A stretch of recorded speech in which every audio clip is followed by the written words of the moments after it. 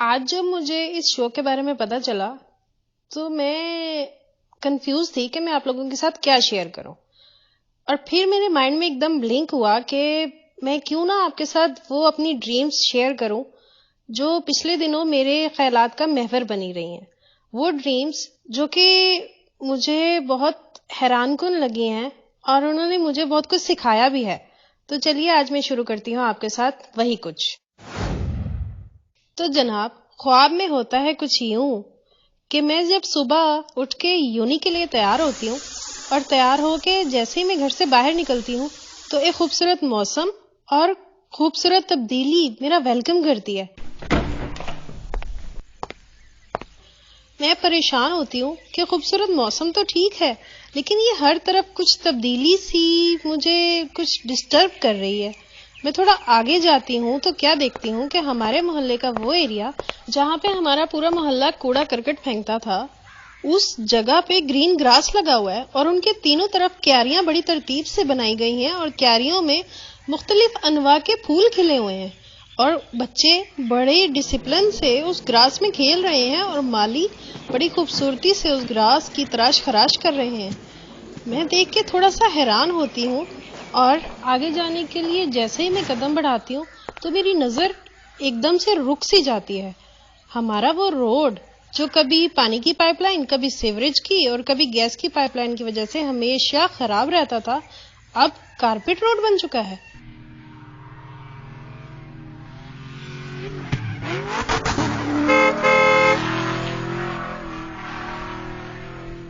میری حیرت کی انتہا نہیں رہتی اور چلتے چلتے میں آگے جاتی ہوں تو کیا دیکھتی ہوں ہمارے سٹاپ پہ اور روڈ پہ اسٹریٹ لائٹس لگ چکے ہیں اور ہمارے سٹاپ پہ جہاں پہ کھڑے ہونے کی بھی جگہ نہیں تھی وہاں پہ باقاعدہ سیٹس لگائی گئی ہیں تاکہ جو بھی یہاں پہ ویٹنگ کرے وہ آرام سے بیٹھ کے انتظار کر سکتا ہے.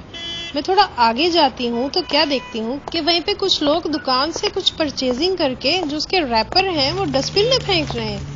تھوڑا سا آگے جاتی ہوں تو کیا دیکھتی ہوں کہ وہ ایریا جہاں پر بریک فاسٹ کی ریڑیاں لگی ہوتی تھی وہ جگہ بالکل ختم ہو چکی ہے اور وہاں پہ بریک فاسٹ کارنر بن چکا ہے اور اس میں تمام عملہ ویل ڈریس اور ایس او پیز کا خیال رکھتے ہوئے لوگوں کو ڈسپوزیبل برتنوں میں سرو کر رہا ہے. میں واقعی اس خوشگوار تبدیلی کو محسوس کرتی ہوں. تھوڑا سا آگے جاتی ہوں تو کیا دیکھتی ہوں کہ اے ٹی ایم کے باہر اتنی لمبی لائن لگی ہوئی ہے اور آگے لیڈیز اور پیچھے جینٹس لوگ بڑے ڈسپلن وے میں اے ٹی ایم میں اپنا کام سر انجام دے رہے ہیں.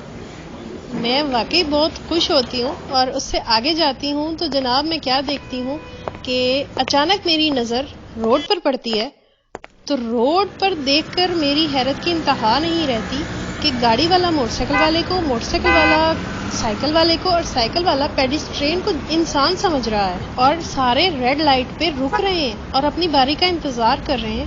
اور اسی اثنا میں گاڑی آ کے رکتی ہے اور اس کے پیچھے ہی موٹر سائیکل آ کے رکتی ہے اور ان دونوں کی تھوڑی سی ٹکر ہو جاتی ہے اور میں سوچتی ہوں کہ شاید اب مجھے کچھ شور شرابہ سنائی دے.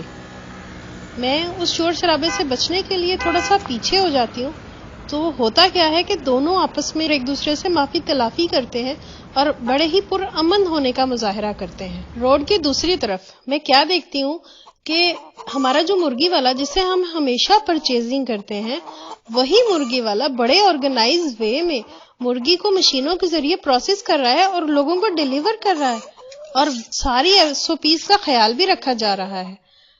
میں واقعی کچھ دیر کے لیے گھبرا جاتی ہوں کہ میں پاکستان میں ہوں یا میں پاکستان میں نہیں ہوں. حیرت کے یکے بعد دیگرے جھٹکوں کی وجہ سے میرا پرس اچانک میرے ہاتھ سے سلپ ہو جاتا ہے اور جیسے ہی میں اس کو اٹھانے کے لیے جھکتی ہوں تو میری والدہ ماجدہ کی آواز پہ میں اٹھ جاتی ہوں اور 2 منٹ کے لیے تو مجھے یقین ہی نہیں آتا کہ یہ ایک خواب تھا. میں یونیورسٹی کے لیے تیار ہوتی ہوں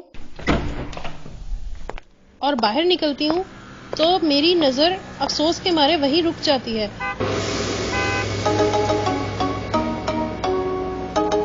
وہی ٹوٹی پھوٹی سڑک. تھوڑا اور آگے جاتی ہوں تو کیا دیکھتی ہوں کہ وہی کوڑا کرکٹ.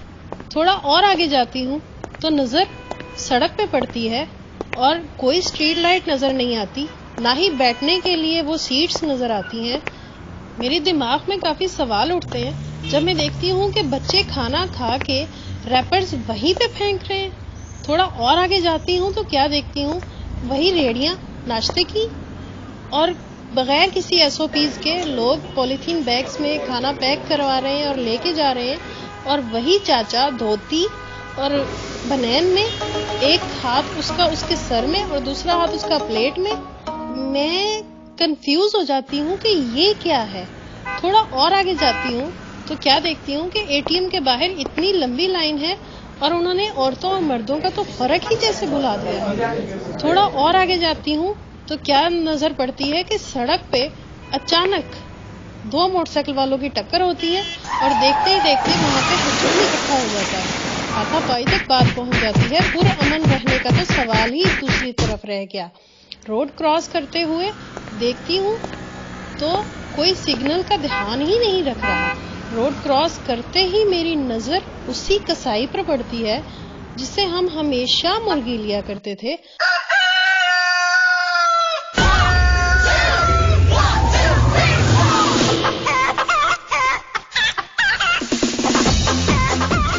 توبہ، اتنی مکھیاں، اور وہ بھی اسی گندے طریقے سے مرغی پیک کر رہا ہے۔